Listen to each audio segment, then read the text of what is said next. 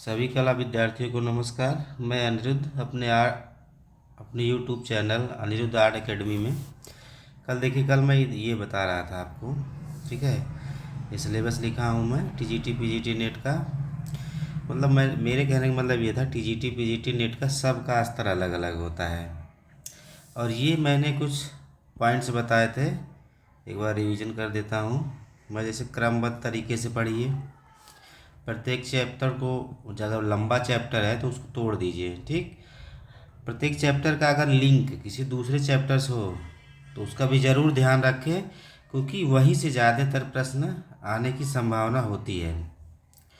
मतलब ऐसे प्रश्न आएंगे जो लगेगा कि हाँ सही है, मुझे पता है, लेकिन कभी कभी ऐसा होता है कि एक आध दो प्रश्न गलत हो जाते हैं, एकदम आसान से प्रश्न, और वहीं से क्या होता है, आदमी कंपटीशन से थोड़ा सा बाहर होने लगता है। तो इसलिए आसान प्रश्न अगर गलत होता है तो आप क्या है, कंपटीशन से बाहर हो सकते हैं। तो आसान प्रश्नों पर ज़्यादा ध्यान रखिए, जो कि यहीं से सब बनते हैं। इसका अंग्रेजी भी जानते रहिए, प्रत्येक चैप्टर के टॉपिक को इंग्लिश भी जानते रहिए। इसके बाद हमने नई बातें, जो विशेष नई चीज़ें आ रही हैं, जैसे अजंता प्राचीन काल की गुफाएं ख़त्म होगी तो मध्यकाल की गुफाएं आएंगी। तो कौन कौन सी प्राचीन काल की गुफाएं हैं, कौन कौन सी मध्यकाल की गुफा है, ये जानते रहिए। और ये ज़रूर जानिए कि क्या नहीं पढ़ना है। यहाँ तक तो हमने बता ही दिया था। आगे हम आज बताने वाले थे सिलेबस, कला विषय का जो सिलेबस होता है वो मैं आज बताने वाला था।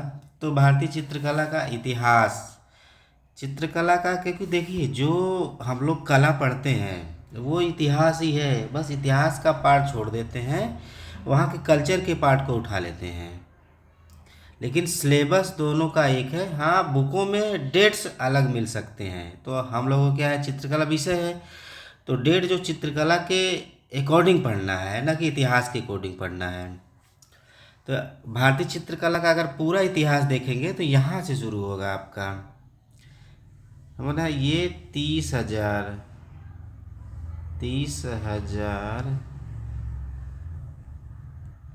ईसा पूर्व, 30,000 ईसा पूर्व यहाँ से शुरू होगा आपका। और यहाँ समकालीन मतलब अब तक जो कलाकार काम कर रहे हैं, यहाँ से पढ़ना है, यहाँ तक पढ़ना है। अब आप समझिए कितना लंबा सिलेबस है। स्टार्ट करते हैं हम लोग। क्या, जो पहला है भारतीय चित्रकला का सिलेबस, जो पहला टॉपिक है वो प्रागैतिहासिक काल है। प्रागैतिहासिक काल भी कहते हैं अब, या इसको इंग्लिश में प्री हिस्टोरिक भी बोलते हैं, पाषाण काल भी बोलते हैं और आदिम काल भी बोलते हैं। सबका तीनों का एक ही नाम है। ठीक है। और प्रागैतिहासिक शब्द का तात्पर्य होता है कि ऐतिहासिक काल से पूर्व के काल का उल्लेख अगर हम लोग करते हैं तो वो है प्रागैतिहासिक काल। ठीक है, प्रागैतिहासिक काल का अध्ययन करने के लिए ये देख लीजिए, अगर आप प्रागैतिहासिक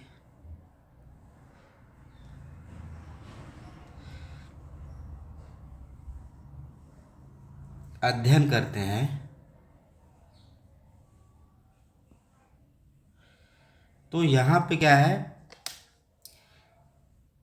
यहाँ पे आपको कुछ नहीं मिलेगा। बस अध्ययन किसका करना है, अध्ययन किसका करना है, पत्थरों का। पत्थरों पर जो चित्रकारी हुई है उसका अध्ययन हम लोगों को करना है। अब उसमें भी सीधा सीधा बात करते हैं।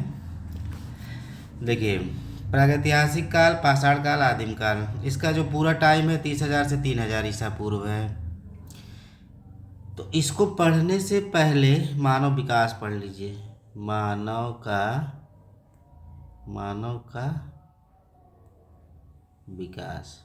ठीक, ये बहुत सहायक होगा अगर ये सिलेबस आप पढ़ते हैं। यहाँ थोड़ा सा हम जो सिलेबस को पढ़ाते हैं थोड़ा सा पहले से ही उसको विस्तार दे देते हैं ताकि समझने में आसानी हो। तो यहाँ से यहाँ चलते हैं। ठीक है, अब जैसे देखिए ये हमने प्रागैतिहासिक काल, इसी को बोलते हैं पाषाण काल, और इसी को बोलते हैं आदिम काल।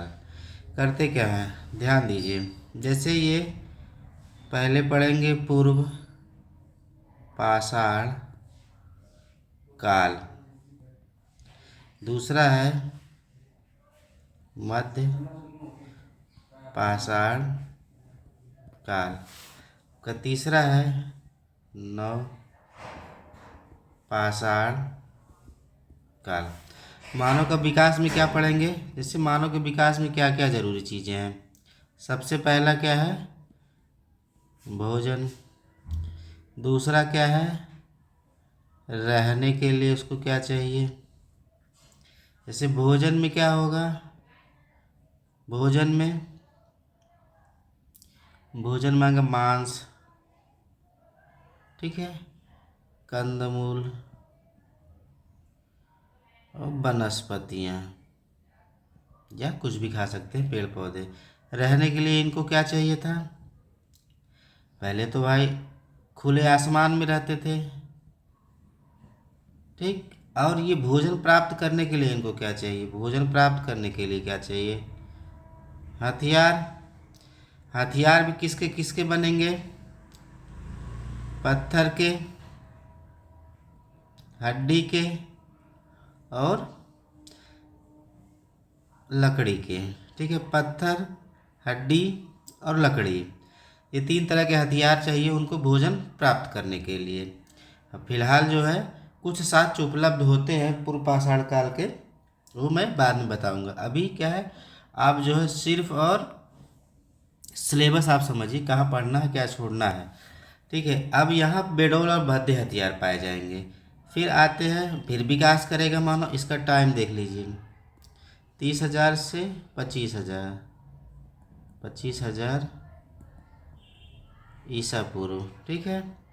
ये 25 से 10,000, 10,000 ईसा पूर्व, और ये होगा 10,000 से 3,000, 3,000 ईसा पूर्व होगा।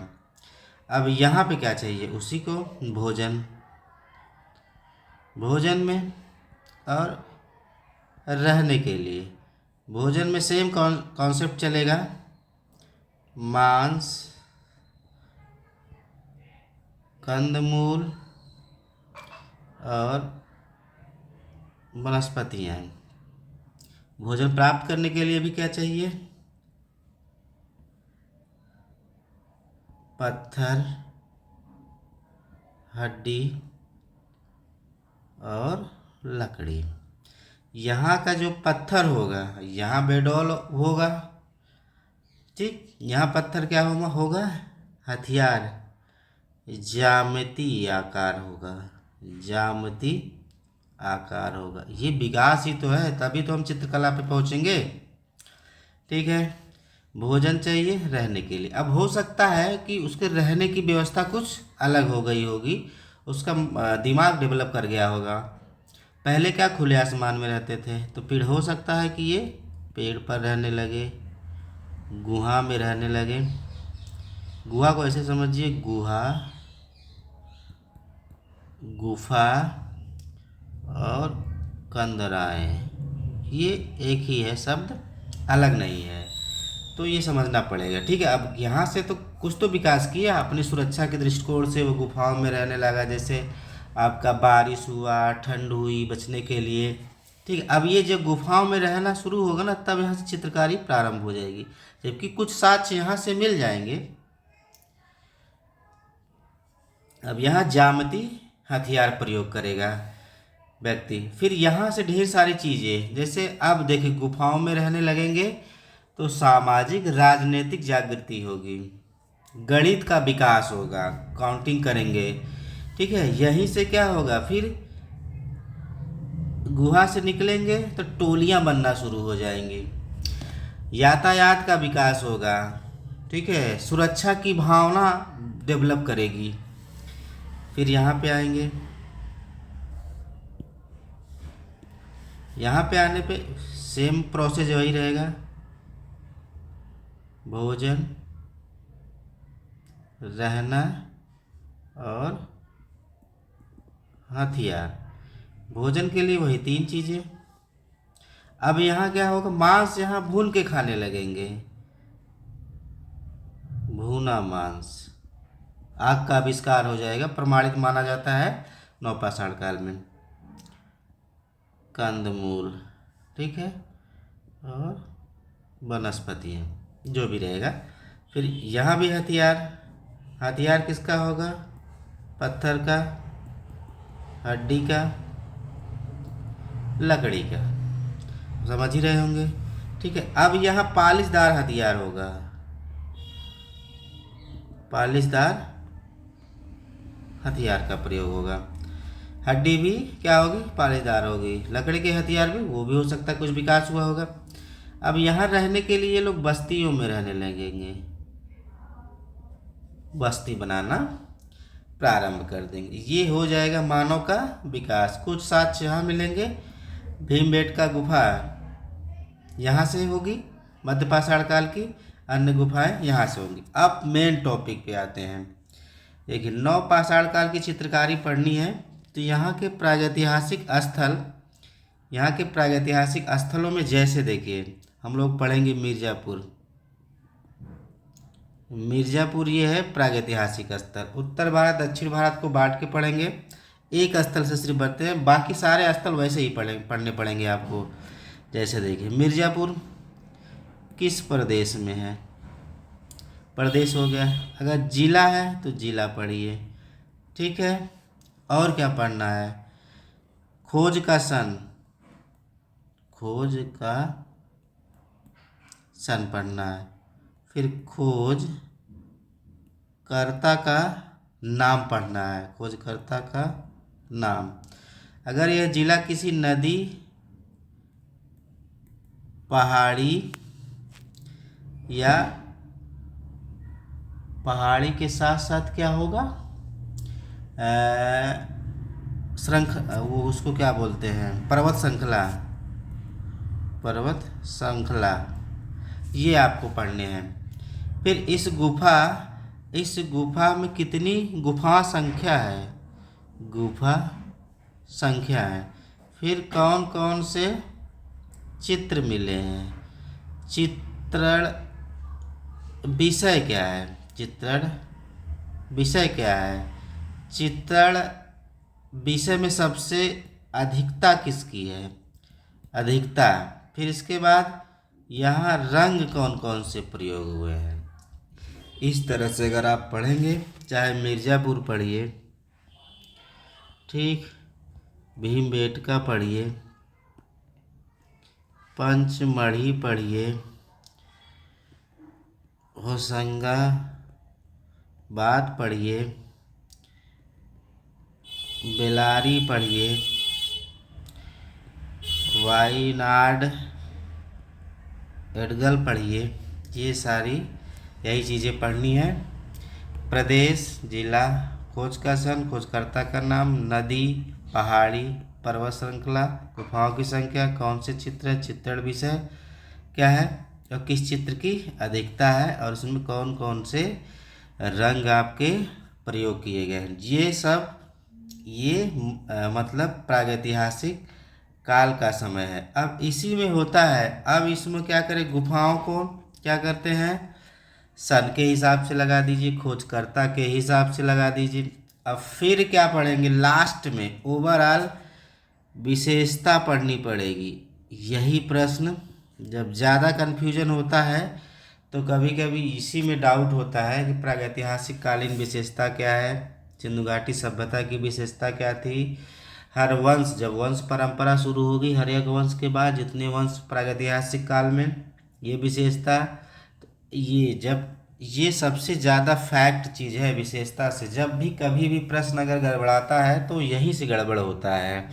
विशेषता एक शैली को दूसरे शैली से अलग करती है, आपको पहचान आसानी से आप कर सकते हैं, ठीक है। ये मैंने इतना सिलेबस बताया है, किसका, प्रागैतिहासिक काल का सिलेबस बता दिया है। फिर इसके जस्ट बाद धातुकाल। धातुकाल हम लोग जानते रहेंगे, पढ़ेंगे नहीं, ठीक है। फिर अगला सिलेबस मैं सिंधु घाटी सभ्यता का इसी तरह से विस्तार से बताऊंगा। आज के लिए इतना ही, धन्यवाद।